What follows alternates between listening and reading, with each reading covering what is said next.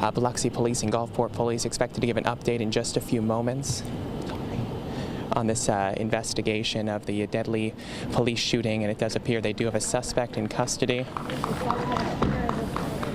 That is Darian Atkinson, who police were searching for, 19-year-old.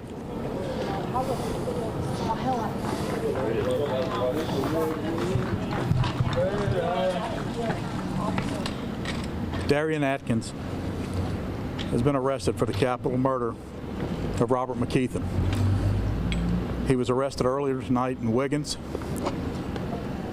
An officer drove by that had left the coast, and he spotted him, thought it was him, called Wiggins PD, and Wiggins PD effected the arrest.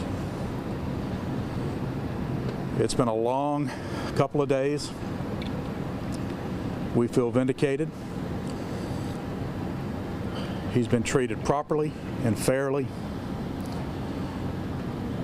and now we will grieve for the family, and they'll know here shortly that he's been arrested, and maybe that'll give them some relief. So I thank all of you for your patience.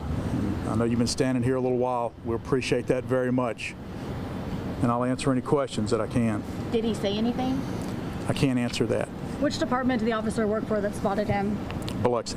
Did he just spot him walking down the street? Where was he spotted exactly in Wiggins? Yes, ma'am. He spotted him on the street.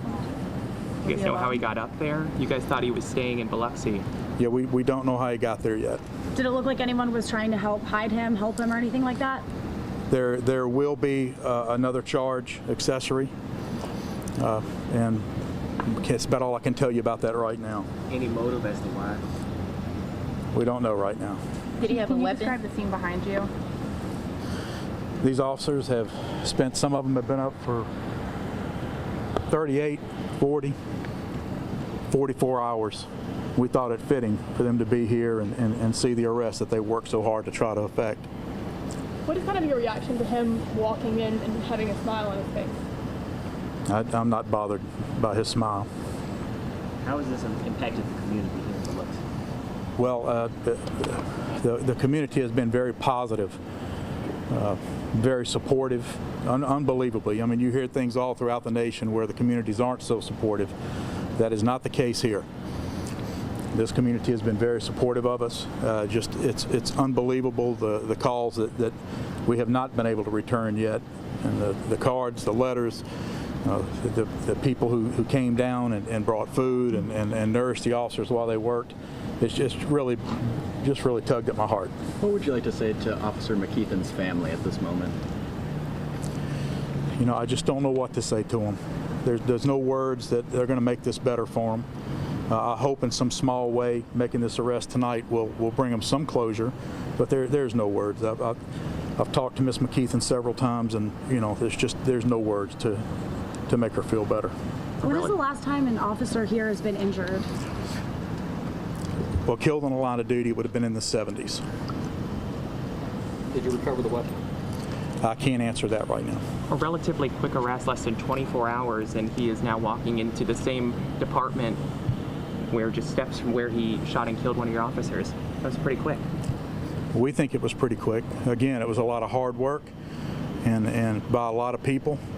And if you just look at all these officers behind us, all their hard work, we could never have done it without them. And who all is behind us right now?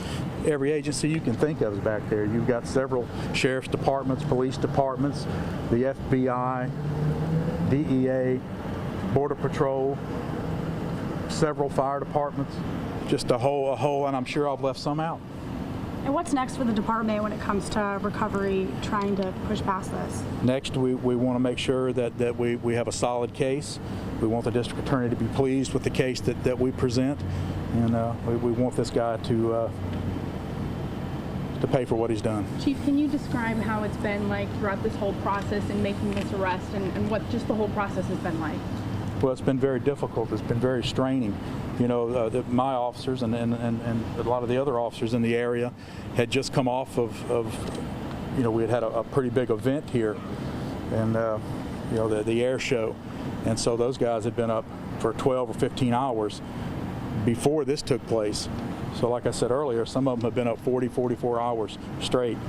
The majority of them would not go home. And for our viewers, can you re-summarize how he was arrested and captured? He was spotted by an officer who was headed home. He thought it was him. He made the call to Wiggins. That was the city that he was passing through. He called Wiggins, and Wiggins PD went and effected the arrest. Would you feel comfortable saying the name of the officer who spotted him? Not at this time. Can you say what road he was walking down? I can't. Was he arrested without incident? Did he try to run? Did he try to hurt anyone? Do you know that at this point? I do not know if it was without incident. I don't think it was. I think they were on him pretty quick. And when you personally found out the suspect was captured, what was your initial reaction? I had just gotten home and gotten in bed, and so my reaction was get up and get back out here. And what time was this around? It's been a couple hours. What happens now? Are you guys going to question him in here?